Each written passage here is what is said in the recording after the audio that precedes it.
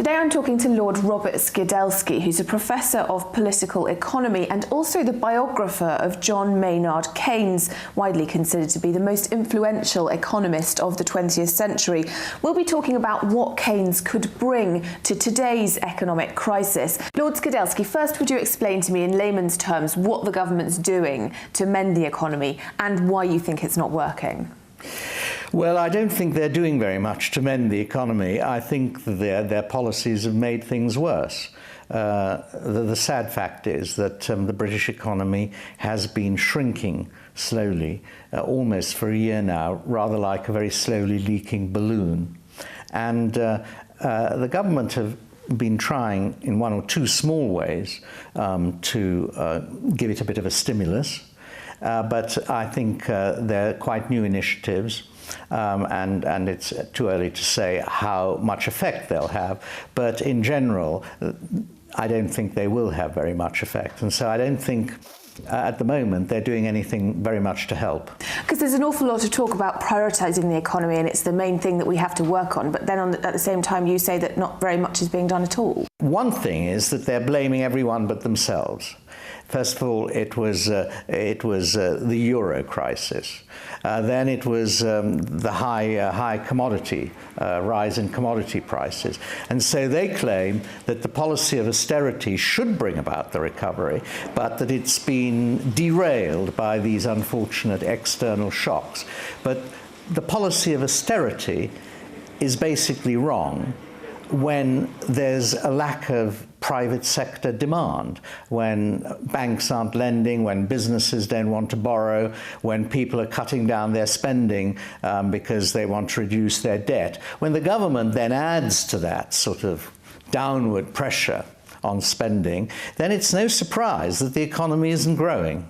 Does that come from an inherent misunderstanding of how economies actually work on the government's part? I do think it comes from a misunderstanding of how economies work. You see, I think the coalition came into office with the belief, which was often expressed by George Osborne, that as soon as austerity was seen to be working, as soon as the government committed itself to a credible plan of deficit reduction, everything else would perk up. There'd be so much confidence that the economy would start growing again. But that was wrong, because it's real factors, not just psychological factors. Psychological factors are very important, but it's the real factors, the real market that is available to businessmen that cause them to want to increase their business. And the government was shrinking the market by its policy. So it could talk up the economy all it wanted, but the policies were pointing in a different direction. Austerity, we now know, hits the poor significantly harder than it hits the rich. Presumably that means that during this recession, the gap between the rich and the poor will widen even further. Yeah, that's already happening. Real incomes have been going down because prices have been going up a bit. And of course, welfare benefits are being slashed. There are lots of cuts in the public services. And the rich are better able to insulate themselves against some of these effects. For example, house prices in London haven't gone down at all, especially in the wealthy areas. In fact, they may be going up a bit. So the wealth of the wealthy has been well maintained, but people who have relied on incomes from wages have been hit. And of course, there has been, since the beginning of the recession, a very big rise in unemployment. And even more significant, perhaps, a very big rise in part-time employment. It's happening geographically as well, where rich regions get richer and poor regions get poorer, due to a strategy by the government in which areas that do economically well will apparently be rewarded, while areas that do economically badly will be left to kind of fester and degenerate. What's the economic justification for that? Well, I think the government wants to back winners. and it believes that winners come about through the private initiative, essentially, and so it wants to back the strong and hope that that'll encourage the weak. But of course, this gap between the regions has been long-standing, and recently, most of the wealth that's been generated in the last 10, 20 years has been in southern England. And so the gap between the north and the south, which had been actually getting less in the mid years of the century, last century, started to grow again. And economists seem to almost universally to reject austerity and advocate borrowing and spending instead. Why isn't the government doing that? Well, I don't think you're right. I don't think the majority of economists do. I mean, the majority of economists say that the government is right to in its budget deficit, in its deficit reduction programs, but it needs to do something else. But what they don't explain is how doing something else can be made consistent with a reduction in government borrowing. If government reduces its borrowing, and they say it must reduce its borrowing, then it's hard to know how it's going to do something else, because unless it raises taxes, for example, that may be an alternative, but very few people are advocating that taxes should go up. So they're in this sort of halfway position of more or less saying, yes, there's no alternative to austerity, but austerity isn't a growth policy, therefore the government should do something else. But when you actually ask them, well, what should it do, they get all vague. I think they should cancel a lot of the austerity policy. I think they should cancel the cuts in capital spending, particularly, because those schemes were ready to run when the coalition took office, and they've been put into cold storage. They could be. This is building schools, building houses, hospitals. All these projects that were cancelled because the government was cutting down its spending, I think should be uncancelled. I think they should be revived. So are you saying you've got to speculate to accumulate in a way? Not speculate, spend. You've got to spend, because you see, at the moment, they're not meeting their deficit reduction targets. They're not reducing the national debt. In fact, it's going up the whole time. And it's going up because the economy is going down. The economy is what provides the government with its income, and if the economy is shrinking, the income of the government shrinks at the same time, and therefore the deficit rises. And something like that has been going on. So the policy can't even succeed in its own terms. One of your colleagues, an economist called James Keane, has suggested a scheme that he calls quantitative easing for the public, saying that the debt that private individuals have needs to be reduced. Under the scheme, he says that cash would be issued to individuals, and those with debt would have to use it to pay that debt down, and those without it would have a cash injection. It sounds like a great scheme. Do you think it would work? Well, I've suggested this as well in an article in the New Statesman last week. Yeah, that's fine.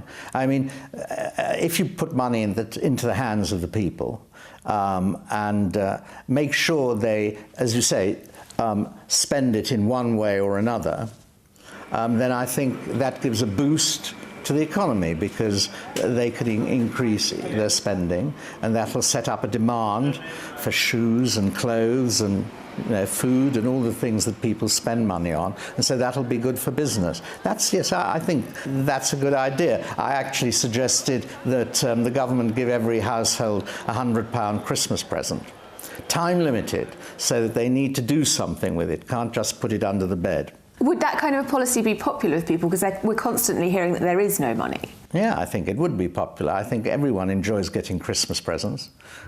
And people rarely expect them from the government. We've seen a Europe-wide backlash against austerity. What do you think Prime Minister David Cameron's chances are of being re-elected if austerity continues?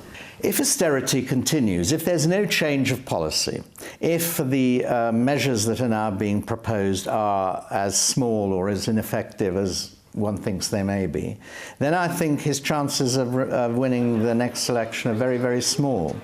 because I think there won't be a recovery. His best chance of winning an election in 2 years' time is if there are proper green shoots of recovery and people can see them, and they're feeling better about the economy, they're feeling better about their prospects, they're feeling better about getting jobs, and feeling better about getting more income, then I think he'll benefit from that, and they'll have a good chance of winning. But I don't think anything like that is going to happen under present policy. So I think their chances of losing must be very high. It's a Keynesian idea that capitalism is a way towards working less and having enough. Is the current economic crisis a result of that, or is it a sign that we've fallen off the rails? Well, that was a very long run. I mean, that was a long run idea that Keynes had, that in the end, a successful capitalism should enable people to work less and enjoy life more. And he thought hours of work over time would shrink as we got richer. But that assumed that we wouldn't fall into these holes, that, you know, that progress would be steady, and you wouldn't have any more slumps. But we're in a slump. We had the big collapse. And at this point, the priority is to get as many people back to work as possible and get as much production going as you can, because that will speed things along, speed the road to utopia. So I think you mustn't confuse what needs to be done in the short run and our long run prospects. One of the things that's derailed Keynes's theory is this consumerism that we've all fallen under the spell of, where we have to work more, to buy more, to have more.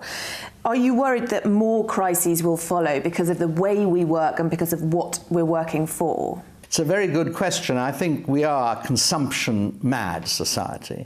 And in order to go on consuming, we have to go on earning money by working, and working harder than most people would want to, and getting into debt. And then the whole machine is driven by advertising. And that does create a problem. It means that as technology reduces the number of jobs, and yet we all are under this impulsion to consume more, how do we see things developing? What should happen is that, on the whole, we should give up growth as the top priority, and make sure we have enough work sharing so that, you know, people can get work, but not most people working 40 or 45 or 50 hours a week, and then another 15 or 20% not working at all, or only working very part-time. We need to sort of distribute work better among people who want to work, and also make sure there's more leisure, so that people can pursue things for their own sake, do things that interest them, and that's the way forward. Otherwise, we're on a sort of treadmill, and I think you're right. There'll be more and more crises as a result of it. Lord Robert Skidelsky, thank you.